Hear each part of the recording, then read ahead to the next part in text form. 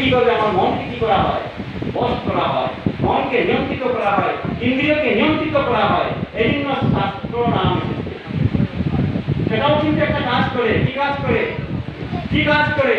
আমার হৃদয়ের সমস্ত অবদ্ধতাকে, আমার হৃদয়ের সমস্ত প্রাণীকে, আমার হৃদয়ের সব দুষ্কে কি করেছে?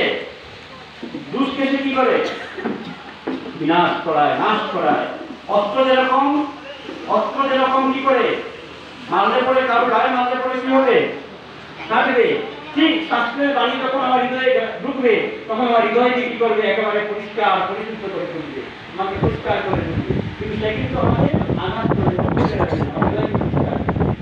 হৃদয়কে পরিষ্কার করা দরকার। ভগবান থাকেন কোথায়? ভগবান থাকেন কোথায়? ভগবান থাকেন মানবের হৃদয়ে।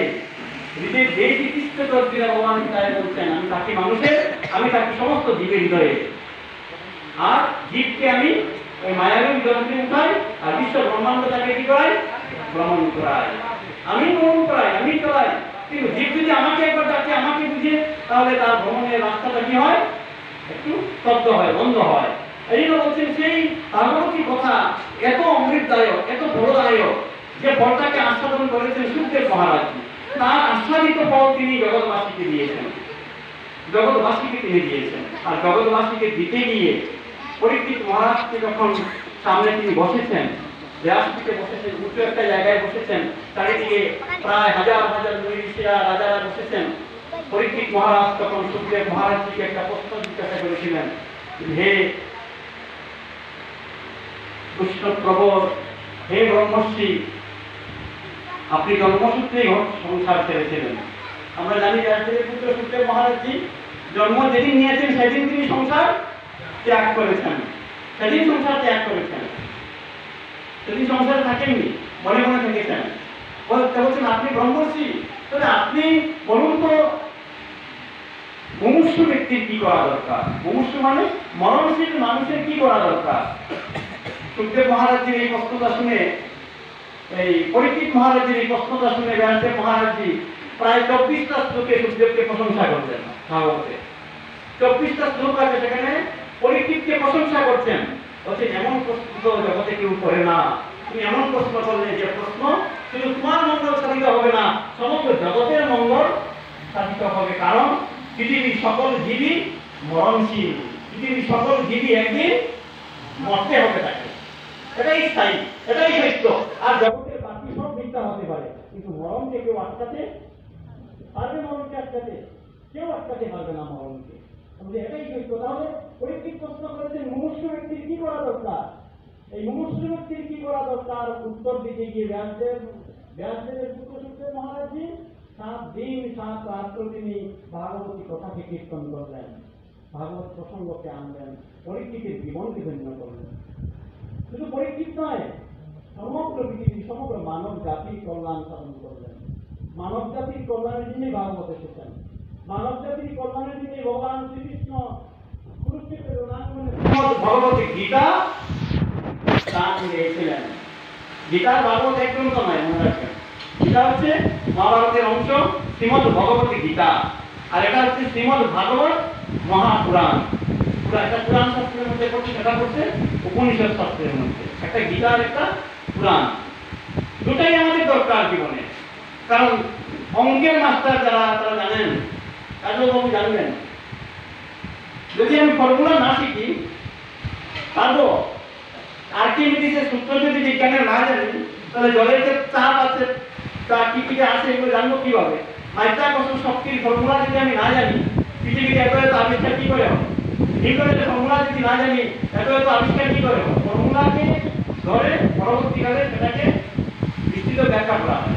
তো ফর্মুলা হচ্ছে গীতা, গীতা হচ্ছে তত্ত্ব, ফর্মুলা আছে এখানে, এখানে ব্যাখ্যা নেই, কাহিনী নেই। আর সেই গীতার ব্যাখ্যা কাহিনী আছে কোথায়? শ্রীমদ্ ভাগবত মহাপুরাণে।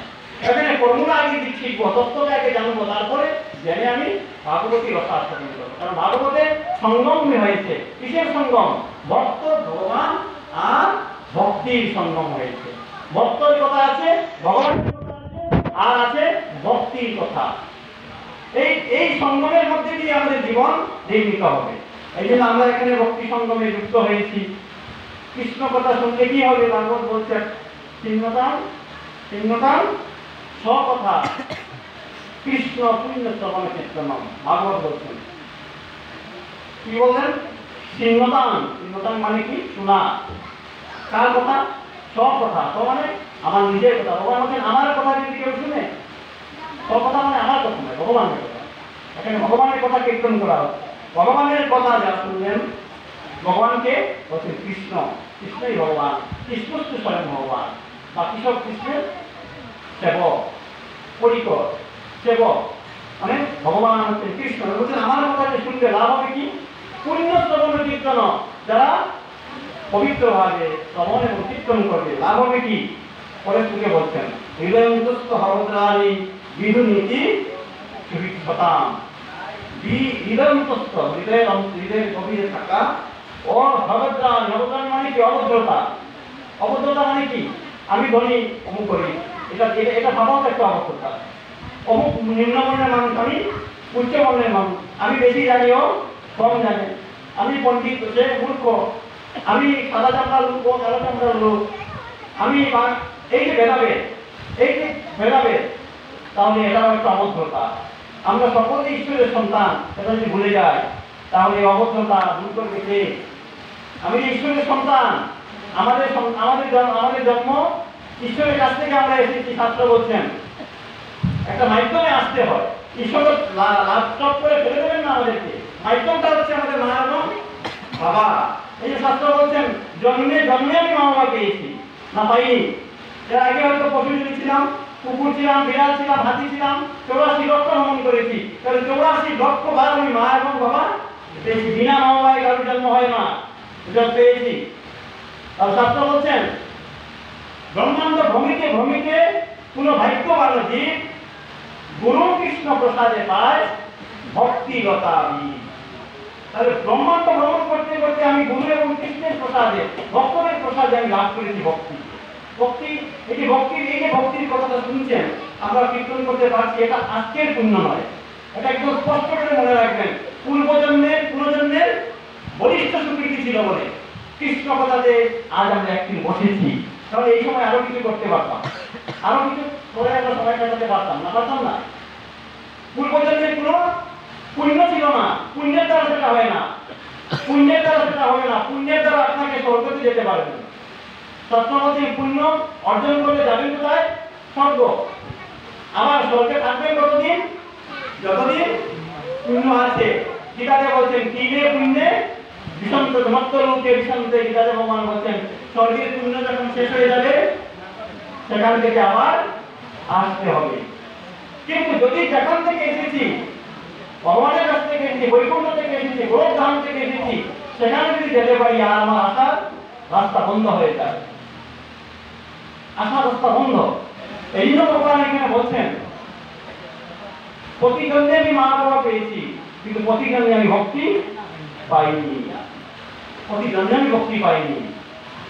মা বাবা পেয়েছি প্রতিজন্মে, আর সব শ্রেষ্ঠ জন্ম পেয়েছি মানব জন্ম ভক্তিকে পাওয়ার জন্য, ভক্তিকে আস্বাদন করার জন্য, ভগবানের নাম নেওয়ার জন্য, ভগবানের নাম প্রচার করার জন্য। আমি নিজের কথা প্রচার করি, আমার কথা প্রচার করি। আমি ভালো একজন গায়ক, ভালো মাস্টার, ভালো উকিল, ভালো প্রফেসর, ভালো ডাক্তার, এটাই তো প্রচার হয়ে আজকাল জগতে। অ্যাডভার্টাইজমেন্ট টিভিতে খুঁজে কি দেখা হচ্ছে? আমার ক্রিম, আমার সাবান, সতের দাম আলাদা হচ্ছে। কিন্তু কেউ ভগবানের কথা প্রচার করছে, আমাকে রাখতে হবে ভগবানের কথা প্রচার। আমি যেখানে যাবো সেখানে জমিয়ে গেলেও একটু ভগবানের কথা বলবো। তো ভাই একটু ভগবান, একটু গীতাটা আমরা একটু খুলি, একটু পড়ি, একটা শ্লোক, তাহলে কি হবে? জগতের মঙ্গল, সকলের মঙ্গল সাধিত হবে।